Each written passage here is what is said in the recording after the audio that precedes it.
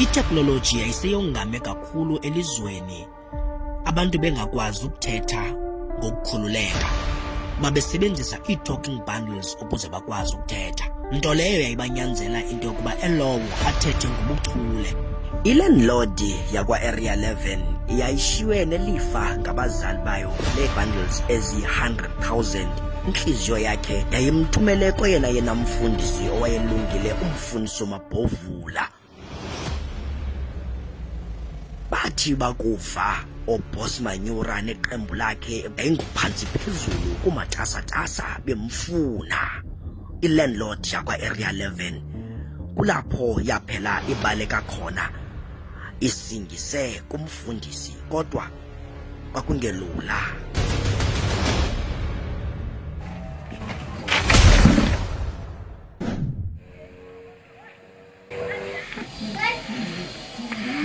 Check, okay, Sam.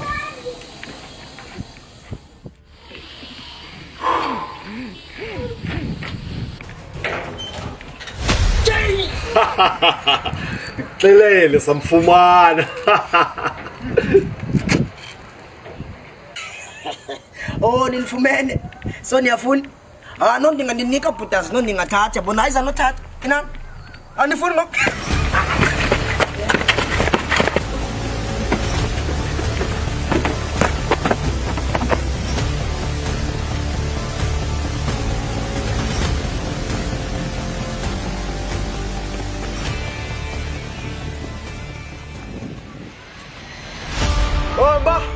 Ngangendlela i-landlord yakwa-Area 11 eyayinenhliziyo entle ngayo, yadibana nomfo endleleni, yavela yamnika, yamthululela.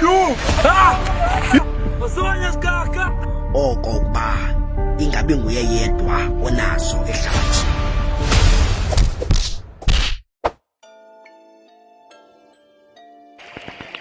Nanko ngapha komlambo.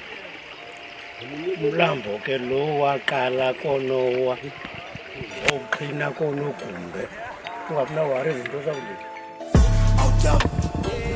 Yayas, pincha, yayas. Tell them Zama, kick a balloon.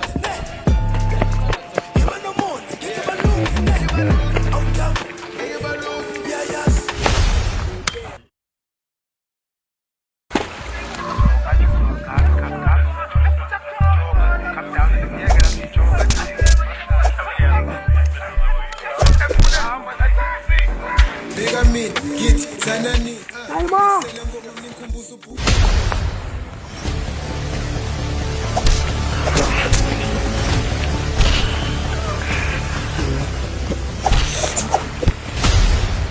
Emveni kokuba ii-talking bundles zazikuye umfundisi Mabhovula, wathetha konke okuqalekisa ubumsebenzi obumnyama ehlabathini lonke. Yaphela ke into ye-talking bundles, abantu bavuleleka ukuba mabathethe kangangoko befuna ukuthetha.